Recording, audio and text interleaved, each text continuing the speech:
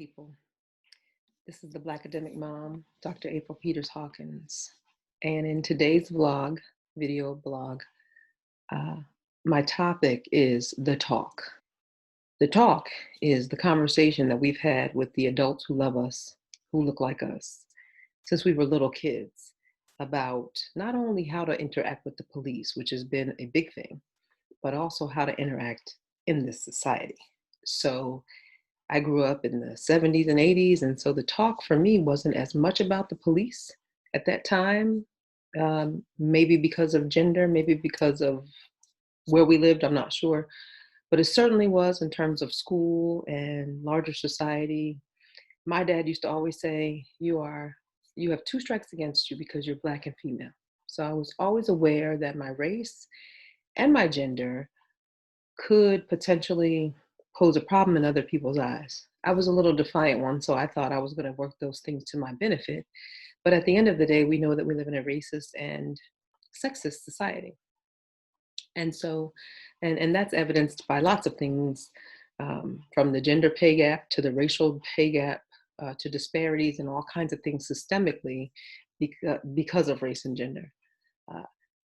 I want to talk, though, today about all of the incidences that have been happening in recent months, that are centered on race and systemic racism, and how that filters into what we do as a mom, as parents. So this talk is really is as Black academic mom as it's going to get.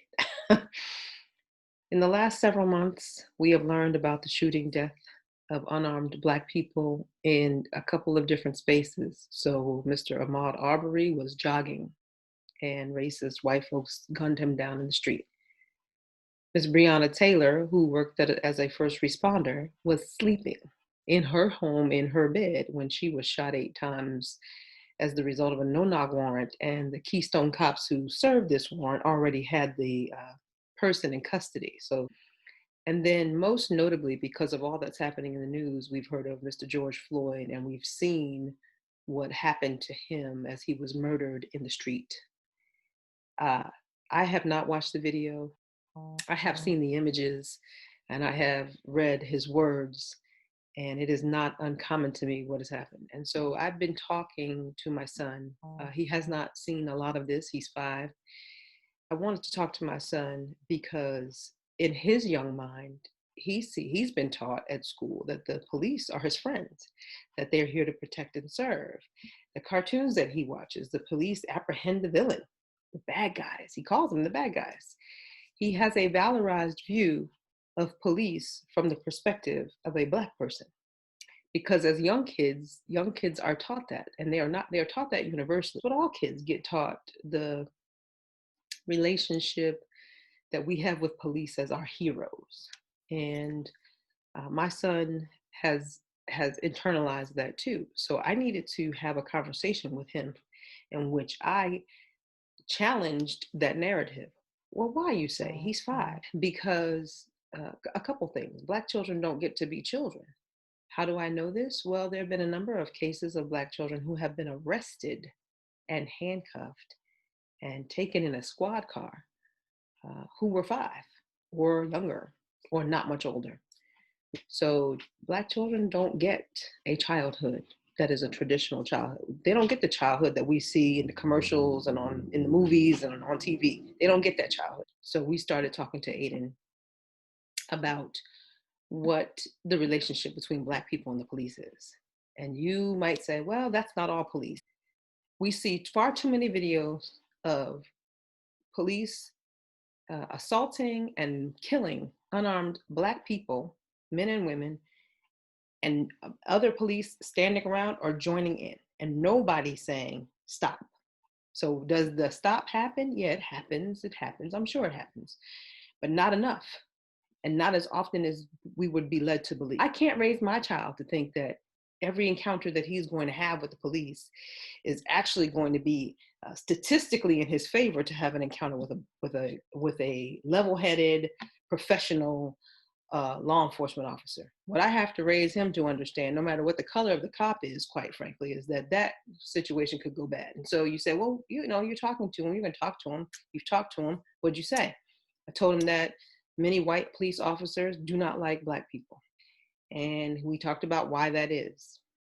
And in a developmentally appropriate way, I tried to explain racism to him and the fact that some people just won't like us because we're Black. And a couple weeks later, he came back and said to me, we were talking about race because we do that in our family. We have to. I think all of us should have healthy conversations about race. All of our conversations, most of our conversations are actually about how beautiful my brown children are, how healthy and smart they are. And I want them to always be confident in who they are, including who they are as Black people. And so we are very overt about that in this household. We try to make sure that they, as much as they ingest all kinds of stories and books and things like that, that they have characters that they can relate to that look like them. And so we're very deliberate about that so that they get a very strong sense of self. But my son said to me, we were talking about being Black, and he said he didn't want to be Black. And I said, why? And I was really listening for one of a couple things. I was listening for him to in some way internalize that Black is bad.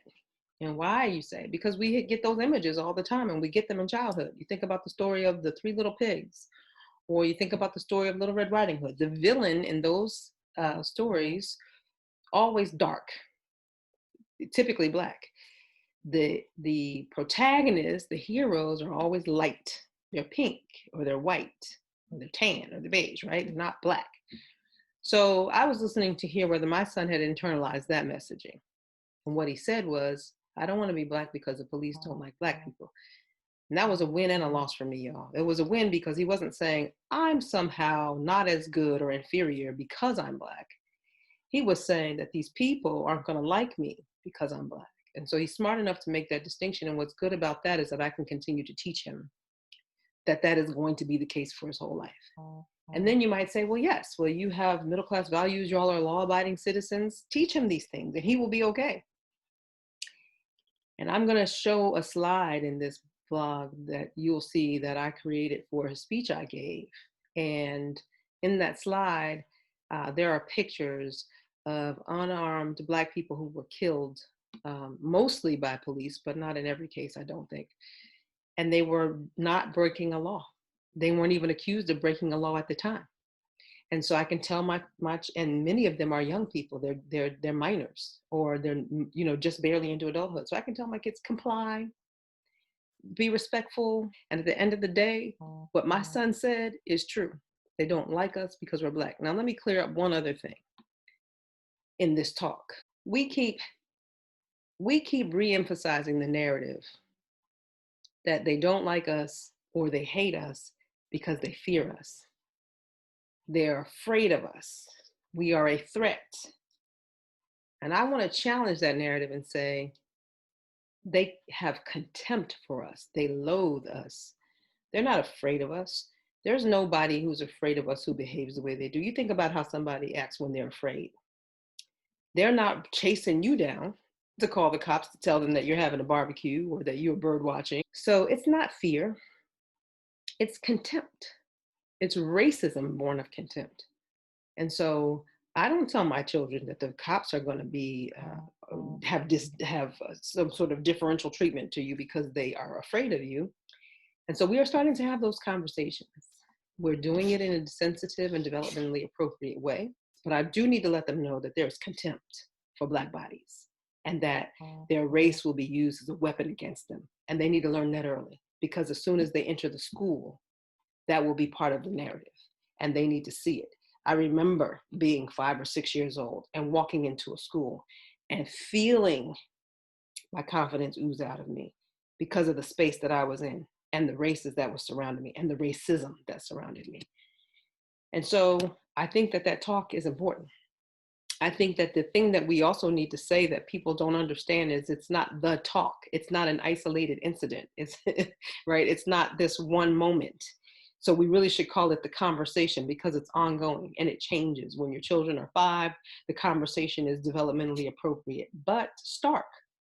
When your children are 10, it still looks a little different. When they're ready to drive, that's a whole can of worms that we open up differently. When they go off to college, when they start dating, all of it becomes part of that ongoing conversation.